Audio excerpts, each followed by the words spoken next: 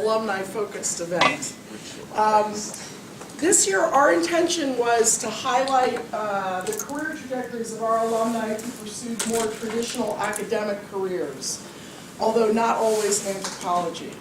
We have a relatively large number of graduates who are now holding faculty or research positions in a whole variety of institutions across the country, from Montana State University to the University of Pennsylvania Museum of Archaeology and Anthropology. So to that end, I'd like to introduce our two speakers for tonight, and we're very thankful for them coming to participate in this alumni event. First, we have Dr. Ray Benton, who matriculated into the graduate program in anthropology at CSU after 6 years in the U.S. Air Force and with an undergraduate degree in marketing from the University of Arizona. After graduating in '75 with an MA in anthropology, he began working on a Ph.D. in economics, graduating in the '80s, and then joined the marketing faculty at Quinlan School of Business at Loyola University in Chicago, where he now teaches both marketing and environmental ethics, and did serve for 14 years as department chair. Dr. Benton approaches both economics and marketing as cultural systems. And tonight he will discuss, this is such a great title, what is an anthropologically oriented economist trapped in the body of a marketing man supposed to do? Our second speaker for tonight is Dr. Francois Denga, who I think I taught as an undergrad and when you were a grad student. Yeah, I believe so. Very familiar face that we've missed quite a bit. He is now, we can call him a medical anthropologist, yes. So he's a title, who earned a Ph.D. from the University of Alabama in 2013 after leaving CSU with a master's in '08. His research among Brazilian Pentecostals examines how religion as a cultural system shapes coping resources and communal expectations. He's interested in the relationship between cultural consonants and indicators of psychophysiological stress. Dr. Denga will be lecturing on his research, and that talk is entitled Blessings of the Holy Spirit, How Religious Cultural Consonance Shapes Psychological Well-Being Among Brazilian Pentecostals. So, and the other thing I want to tell you is after the two talks, we're going to go to C249 in the Clark Building for a nice reception. So let me welcome Dr. Benton. Thank you very much. What are the ground rules for this game here? The ground rules. No throwing of weaponry. What is the time allocation here? Hour and a half? For one talk? Yeah. No. That probably would be a little long. Okay. 20 minutes, half hour. Yeah. Yes. So somewhere in that. Yeah. All right, and I have to remember standing. I'm one of those guys that move all over the place. If this were my class, I very likely would be up there in the back as well as down here because I just like moving around. I want to ask a question real quick. How many people are in here are affiliated with or see themselves as anthropologists? As economists, oh, you can be honest, as marketers. Okay,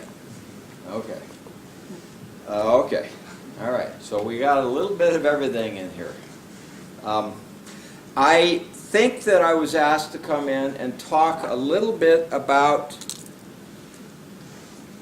what I did with my degree from the Department of Anthropology. And before I do that, and I will do that, and that'll be pretty brief, I want to indicate how in the devil I ended up in the Department of Anthropology. How did I get here? That, I think, is an interesting question in itself. First, I am from Denver.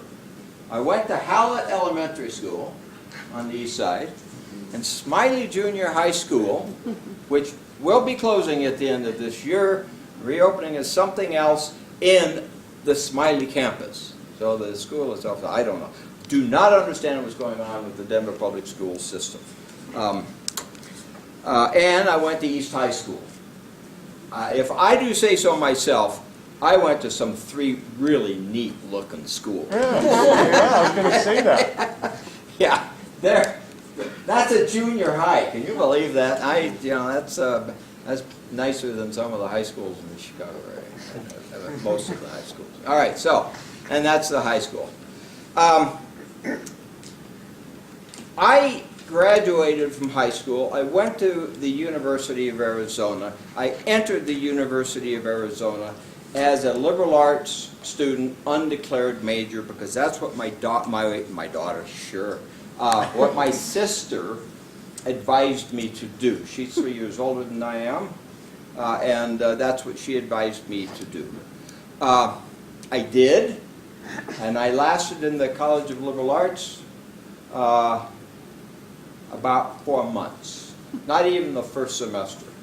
And I quickly jumped ships to what at the time was called the College of Business and Public Administration, the College of BPA. And the reason for having done that, it was the only school, the only college, the only degree program at the entire University of Arizona that did not have a foreign language requirement. And I had one hell of a time with French and German in high school. So much that the German teacher asked me after the first semester if I was thinking about taking, well, toward the end of it, if I was thinking about taking second semester German. And I hesitated, and I said, well, I don't know, I haven't made up my mind. And she said, I'll help you. If you promise not to, I'll give you a D. If you are thinking about it at all, I'll give you the F you deserve. So, I didn't take second semester German. I took 2 years of French with Mrs. Arnold. I did not do well. I had a miserable time. And so when I got down there and I found that out, I'm not an idiot. I quickly jumped ship and went into the College of Business and Public Management. I have no idea, no recollection at all of why I ended up in marketing instead of accounting, management, or something else. I have no recollection at all. But that's how I got down there. Now, once I graduated from the University of Arizona, I came back to Denver and I worked for a couple of years. No, I worked for about a year. I had 2 jobs. But before I mention what these jobs are, I want to make a couple of points. One is that I was brought up, and this turns out to be critical in my life story. I was brought up in a very conservative, politically speaking, family. If anybody is old enough to remember who, for years, the Chief Justice of the Colorado Supreme Court was, it was Paul V. Hodges, Jr., and he was my uncle, and he was a Republican, and Republicans are good people. I'm no longer affiliated, but I don't think my father in his life ever voted for a Democrat. And I had lunch about 4 or 5, well, let's see, I had lunch when Barack Obama was running for re-election. And I had lunch with my father's brother. My dad's now deceased. And he asked me who I voted for. And I said, well, I voted for Obama the first time around. He says, are you a Democrat? And I said, well, you know, to be honest, what I am, there is no party for. So you're a Democrat. I'm not a registered Republican, so you're a Democrat. Yes, I'm a registered Democrat. In Illinois, you have to be. In the Chicago area, it's hard not to be. And he looked at me and says, did your father know this? So, but this turns out to be an important thing. The other thing about my upbringing was that I was brought up to believe in and always tell the truth. The truth in all things. And that plays a role in 2 things I'm going to say tonight. So I graduated, came back to Denver. I worked for Sears for 9 months, and that's the first place this to tell the truth thing comes in, because I quit my first job over ethical issues. I thought the right thing to do was to do X, and I was told that if I do X, not to come back. So I did it, because that's the right thing to do, which was basically I had overestimated a room remodeling project for somebody, and I wanted to go back and tell them, I gave you too big of an estimate, here's some money back. And I was told that if I did that, because I already got their signature, they were tickled pink, don't do that. So I did it, took the paperwork upstairs to the people who reviewed that stuff, went downstairs and just told my boss that goodbye, because I couldn't work under those conditions. I just couldn't. Then I worked for something else for a little while, but eventually I joined the United States Air Force. And I joined the United States Air Force because I was trying to keep out of going to Vietnam as the United States Army, whatever the beginning stages of being in the Army are. That wasn't for me. I tried to get in the Coast Guard and I didn't quite make it. They did bring me to San Diego for an interview, but I didn't get far enough, so I joined the Air Force. And ostensibly it was to fly airplanes. That lasted about 2 months. It lasted 2 months because 2 months into flying those little airplanes, we discovered that I had a little medical condition that they didn't want me flying their airplanes. Something that goes back to when I was about 3 years old. It's got a history, but every now and then I get a little pinch in a nerve in my back, and it makes me hold my breath for about 2-3 seconds. And they thought, no, not in our $1 million airplanes, you're not going to do that. So I got out of flying airplanes with a medical release. Sat around the base for 6 months without a job. Every morning, get up, go in, report for duty, put my uniform, report for duty, be told there was no duty to be done, and I'd go back and I had nothing to do. Now, where was I? I was in Big Spring, Texas. The closest thing of anything is Midland. If you're familiar with this at all, and I hope you're not from Texas, Christ, it was terrible. When you had nothing to do, it was terrible. Just absolutely terrible. And so I started reading a lot. My roommate said that they never saw anybody, they had never met anybody that read as much as I did. But again, they never knew anyone that had as much time to read as I did.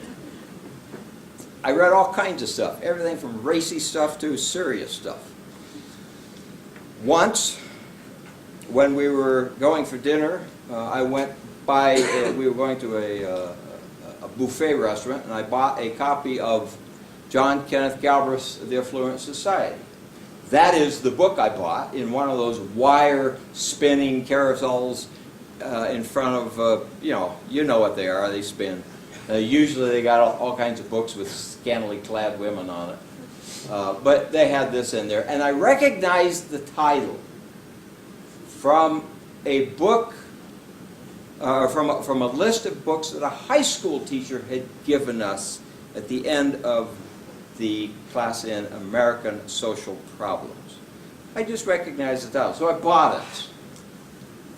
Now, keep in mind, I'm a conservative, so one of the things I fundamentally believe, absolutely, positively, fundamentally believe, I can't wander off too far, is that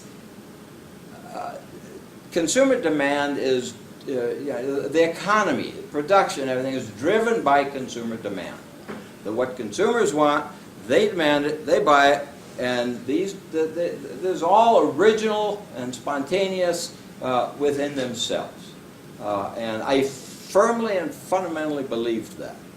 So I bought this book. I didn't read it right away. I found it to be a little bit difficult to read. Went in with the rest of my books.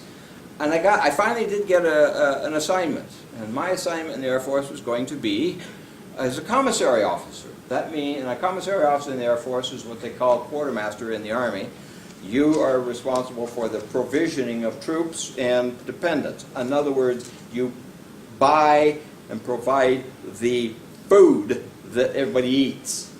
You don't make it and serve it, that's another guy, but you acquire it. So I was and you run the grocery stores on bases that have them. So I was a commissary officer. A combination of things happened. My first assignment was on the island of Crete. I didn't know where it was when I got the assignment, so I rushed to the library. And I was really excited about this assignment when I got it. I said, how cool. Of all the places I could have gone, like San Antonio, Texas, that's a pretty place, but I'd been there. There are other bases in Texas, and I didn't really want to go there. The island of Crete, that's cool. So I went to the island of Crete as a commissary officer. And a whole bunch of things really took my mental images and shook them up and made mush out of them. I'll only mention a couple of them briefly. And these will seem to you to be very naive, but you have to understand I was probably also very naive. I went to a village once. I was stationed here, outside of Heraklion. Heraklion is the fourth largest city in Greece. It's on the island of Crete. I went to a mountain village, Miamou, that barely had a road to it. And I was absolutely stunned to see people smiling. Because I had learned through my marketing program that happiness is brought about by buying stuff. And if you don't have a lot of stuff in your life, you're not very happy. So I went up there and I thought to myself, holy Christ, what have I been told? They're happy. They're smiling. The kids are playing. This doesn't make any sense to me. There was a situation involving the colonel's wife wanting some Wonder Bread. We couldn't get Wonder Bread for a particular period of time because of some strikes on the docks or something. But we had what was to me absolutely the wonderful locally produced baked bread. She wouldn't have anything to do with it. She wanted her Wonder Bread. And I just got perturbed at that. And then at Christmas time, we're sitting in the officers club, and I went to the Christmas party, and she says to the group of us around the table, says, this is their second year there, I wonder what the Greeks do at Christmas time. You got a picture of my attitude yet? What did I say? I said something that got me in trouble.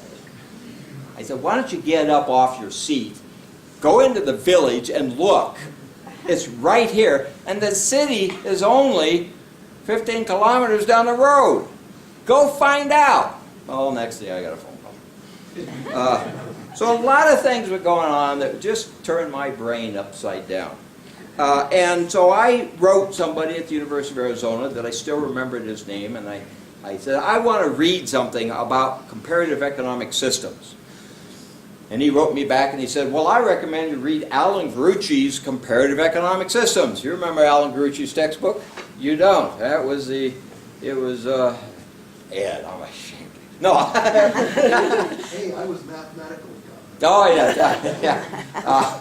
Okay, Ron would remember. So I bought a copy, and it wasn't what I wanted. It was about comparing England and the Swedish system and the French system and the American system and the Russian system.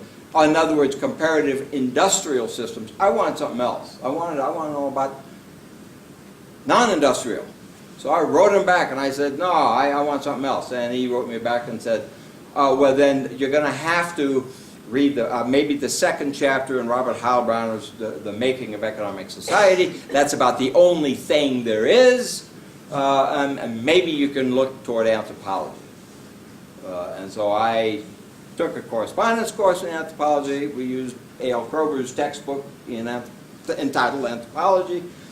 And by the time I was leaving at the island of Crete to be restationed in Arizona this time, just outside of Phoenix, yes, for my years in the Air Force, I had some pretty nice assignments, with the exception of Big Spring.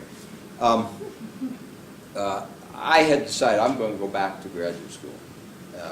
And what I said, not to be insulting, but it was the honest feeling to get the degree, to get the education that I denied myself by majoring in business. I felt that then, I feel that now.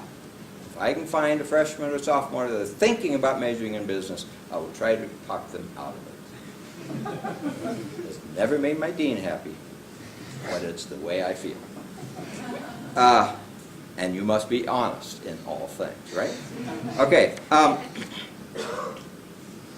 So eventually I did get around to reading Galbraith's book. I was primed by experience, what I had experienced, to accept his message that consumer demand is contrived demand. Largely, not completely, not totally, but largely, that companies and businesses today have the responsibility to not just make the product, but to make the demand for the product. And of course, this is blasphemy. But I accepted it because I experienced it. As a commissary officer in Crete, I know damn good and well some of those ladies coming into my office demanding to have certain products that they had never seen. There's no way in the world that was original with them. It was because they subscribed to a magazine that brought it in. Anyway, so I went back to Arizona. And after about 18 months, was released from the Air Force. I took, while I was there, a couple of classes at ASU, one in linguistics and one in Old World archaeology. I then applied to Colorado State, the University of Colorado, University of Massachusetts at Amherst, and a couple of others. The first one to say come, I went. And I was on a wait list at CU. UMass was fiddling around. I came up, talked to Bob Theodoratos, and I personally think that he had a big say in me coming here. I think he said, let's take a chance on this goofy guy. So I did, and I did the program, and then during the last semester, I took a course in economic development, and that course was taught by Ed Sparling. And I was saying some things that Ed thought were interesting. Things like economics is our culture. And he said, let me introduce you to some people upstairs. And those people upstairs were Ron Stanfield and Bud Hartman. And I don't know how all this cocktail got shook up, but it ended up someone suggesting that I come upstairs and get my Ph.D. in economics. Now, I'll be honest, my life has not been planned out. I've not planned any of this. It just unfolds. So I went home and I told my wife, this is what's been suggested. And she looked at me and she said, okay. And then she said, if you're thinking about doing this, do it now, because I'm not doing this again. So with her approval, I went upstairs and I piddled around for a number of years, more years than it should have taken me, but I was actually having fun. And I ended up writing my dissertation. So what did I do with my degree from anthropology? I wrote a dissertation in economics with it. Because what I did, my first introduction to anthropology, well, there's The Making of Economic Society, and I still have that book too. And Russ probably recognizes that book. And there was some Wallace, Anthony F.C. Wallace stuff, and a Kenneth Boulding essay that was the first essay in there, which I still think is the most teachable essay in this kind of area. We're not going to go there yet. And so I took a book that I bought off the shelves of Jack Schultz. Do you remember what book I bought from you? No. It's got your name, John L. Schultz, on it. Human Organization. I bought Clifford Geertz's The Interpretation of Cultures. I wonder where that went. It took me 3 years to understand Clifford Geertz. But once I understood it, the dissertation came out in 3 months. And it was not giant. It was 380 pages or something like that. But what it was I combined Clifford Geertz and Anthony F.C. Wallace, the revitalization movement papers, model, Geertz's concept of culture not as things made or behaviors, but rather as a context within which people act out their lives, provide meaning to it. And I said, well, I'm going to analyze the history of economics, of economic thought, using this as the model. And so it was an interpretation of economics as a religious belief system.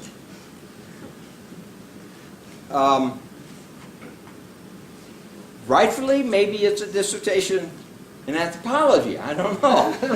But it was accepted in economics, and so I left. I got a job at Loyola University. Actually, I went ABD, which was one of the dumbest things I did in my life, but I didn't realize it. I didn't know how dangerous that was. It's a very dangerous thing to do when you have 2 kids and a wife, and you got to provide for them, and you're not done, and you got a full teaching load at an institution, teaching some marketing classes, and I hadn't had a marketing class since I was an undergraduate student, and you know how much value that was. That was, might as well have been a French class. So at Loyola, I was actually hired to teach a course they had that was called Sociology and Psychology for Business. The Department of Marketing was for political reasons, given the responsibility to staff it. So they hired me to teach that class, 4 sections a year, but the only faculty position was in marketing. I felt guilty that I was 35 years old and not yet working. And my wife says she didn't put pressure on me, and I'm sure that she didn't, but I felt the pressure. So I took the job. And I want to tell you that taking that job caused me tremendous anguish. Oh, the anguish. Oh, it was just terrible. The reason that it was terrible is because when you take a marketing textbook, consumer behavior, principles of marketing textbook, and try to teach it, and you have already come to acknowledge that consumer demand is largely contrived, something that's absolutely denied by the marketing departments and the marketing textbooks. You got to say one thing and you got to believe. So I was living 2 lives. I was coming in the daytime doing these classes. I was going home at night reading Stuart Irwin's Captains of Consciousness, William Leiss's Limits of Satisfaction, and these were 2 different spheres. And I was going absolutely nuts. The second semester I was there, my wife said, we can go back to Colorado. We don't have to stay here, because I was miserable. I was absolutely miserable. Now, this misery goes away when I am reading Philip Kotler's. Those of you who are in marketing, you know who Philip Kotler is. He's Mr. Marketing in the marketing area. Yeah, that's who he is, Mr. Marketing. I was reading his MBA level, graduate level textbook as my pony for teaching the undergraduate level class. I was staying about an hour and a half ahead of them. And I run across his statement. He says, marketing management, and this is a quote, has the task of influencing the level, timing, and composition of demand in a way that will help the organization achieve its objectives. Simply put, marketing management is demand management. In context, as used by Kotler, management implied the traditional meanings and attendant images of controlling, arranging, demeaning, and reducing. And so I thought to myself, that's everything that Galbraith had been saying, that it's demand management. And then I found how I can solve it. And I went back and I remembered a book that we read parts of. I don't think we read the whole thing. And I'm sure Russ will remember this book, Del Hymes's Reinventing Anthropology. Huh? You remember? And you remember it, I'm sure. In that book, there was an anthropologist at the University of California, Berkeley, and I think she's still there, by the name of Laura Nader. Now, if Nader sounds familiar, it's because she's his brother. But she, and you know what I mean by saying she's his brother. Ralph. We cannot, she wrote in this essay entitled Up the Anthropologist, she says, we cannot, as responsible scientists, educate managers without, at the same time, educating those being managed. Citizens need to know something about the major institutions, government or otherwise, that affect their lives. So, I developed a way of teaching my classes in marketing that I called triangular teaching. And there's a couple of articles that I wrote about it, where you position these things against each other and let the students wrestle with it.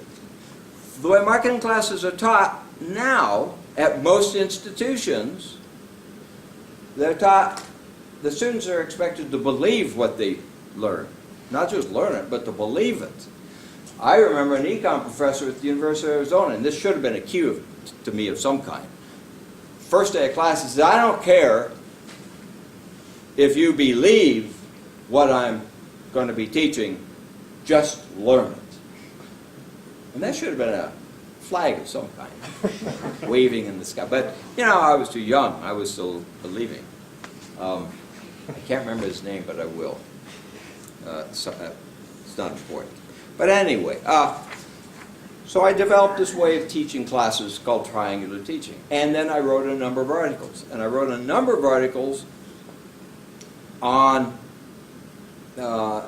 economics as a cultural system, economics and the loss of meaning, and then if economics is not a science and it's not merely mathematics, then what could it be?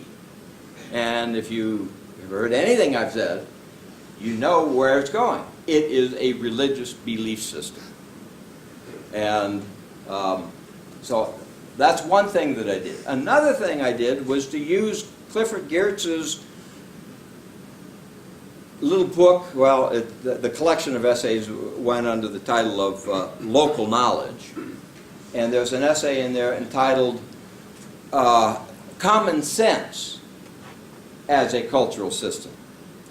Now, in his big article about religion as a cultural system, he talks about other kinds of cultural systems. One of them is common sense. But it's about 2 paragraphs. He finally ballooned that up into a full article.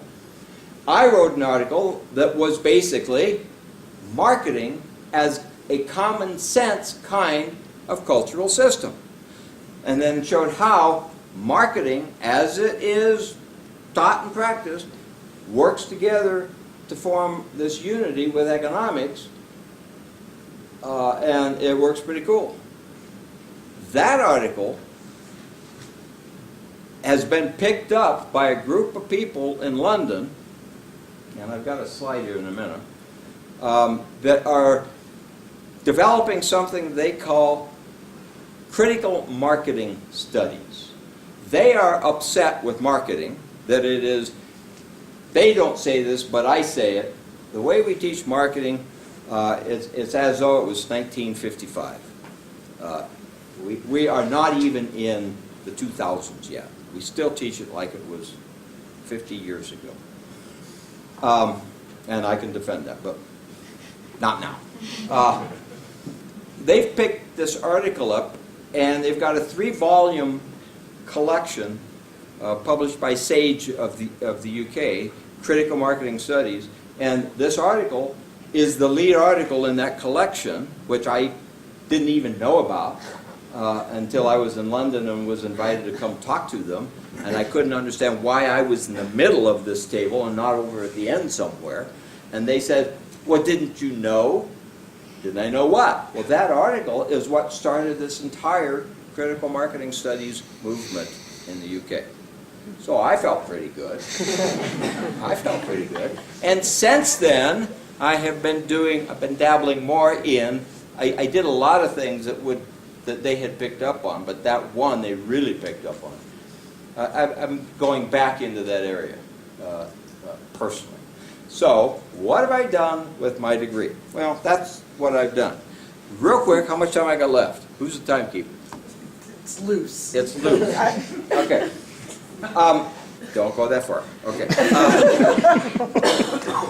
I said in the Air Force I read a lot. I did. And I developed a habit of reading a lot. I still read a lot. I've got 2 or 3 books going all the time. And they're not textbooks anymore. Thank God, that's the worst literature in the world.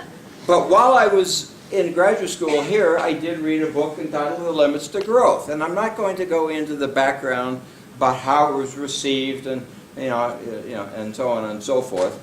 It has,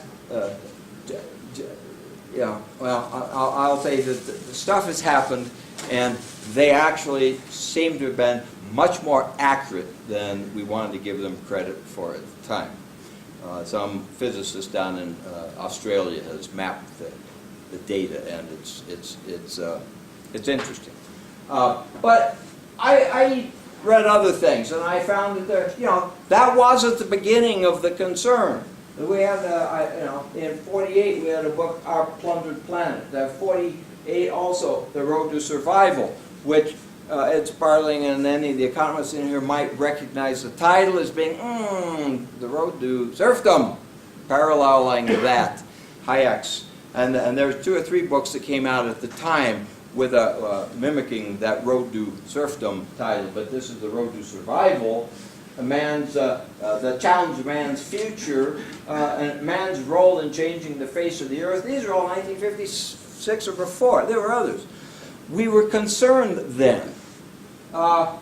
Then out came 76, The Limits to Growth. Since then, in 92, it's Beyond the Limits, the same group of people. In 2004, the same group of people, a 30-year update of the data, and so on and so forth. And I read this kind of stuff.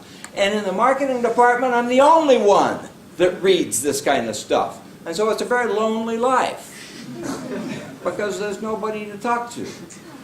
And our econ department is what I call a very staid, conservative economics department. It sees economics as akin to finance.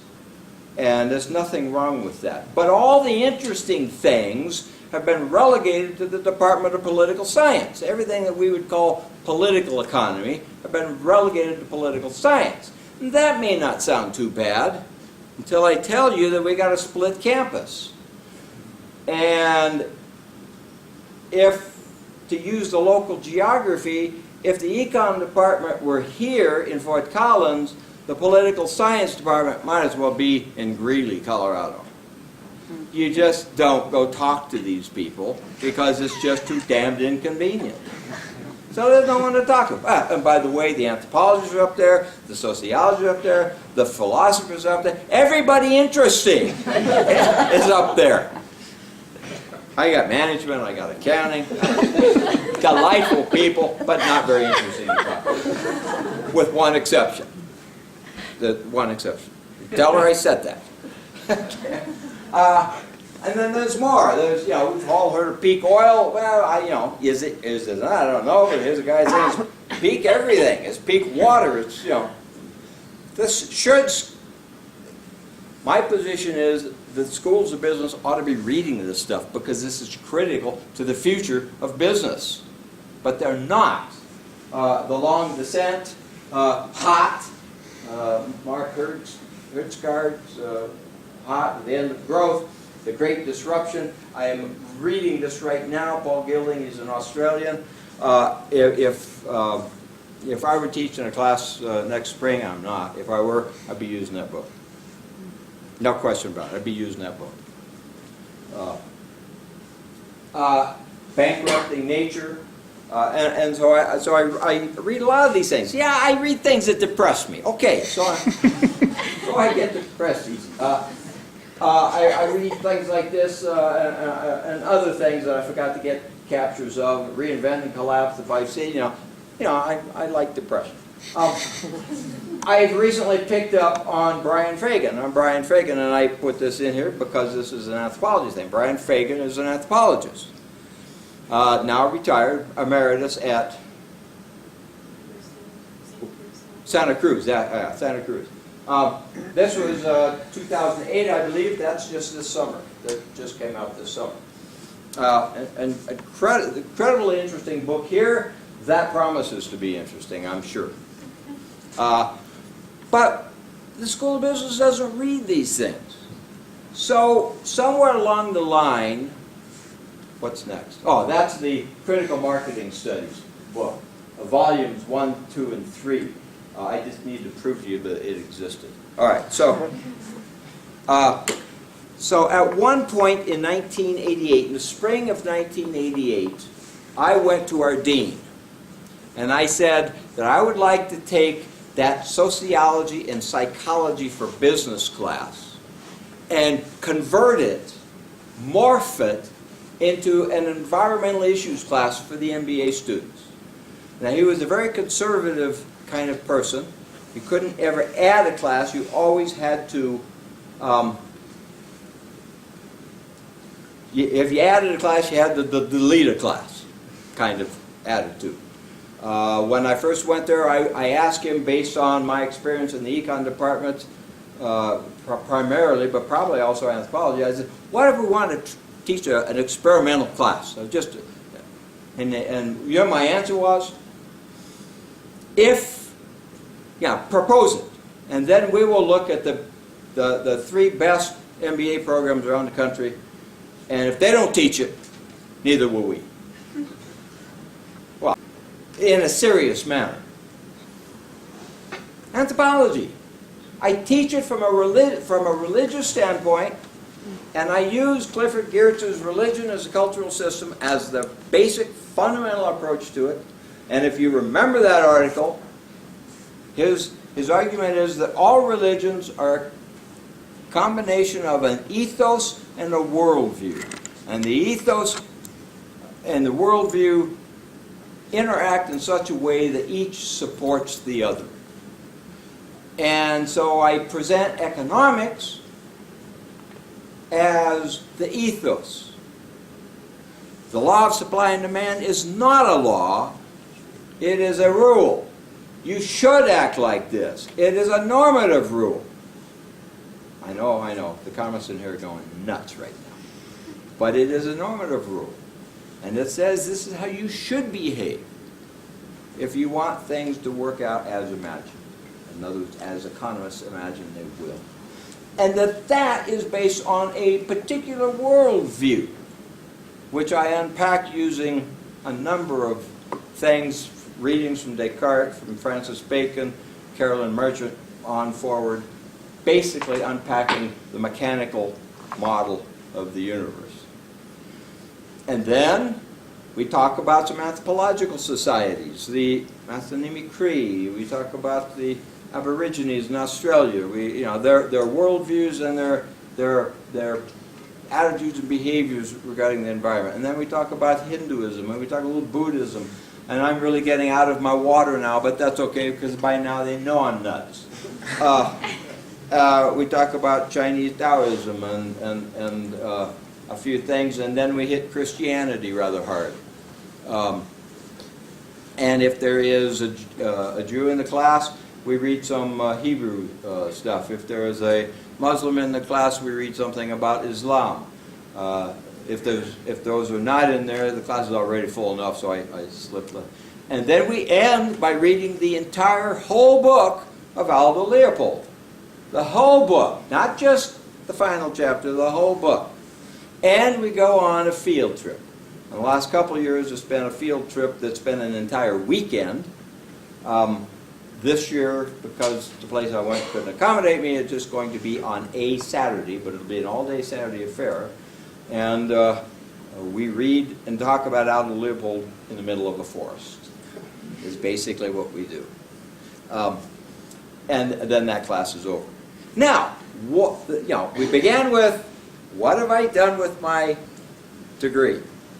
Well, that's what I've done. I'm going to leave it to you to decide if I've done anything. Because I don't know. I don't know. With the exception of that one critical marketing studies, that tickled me. And now your invitation to come in tonight, that tickled me too. So, with that, I turn it over to you. Thank you.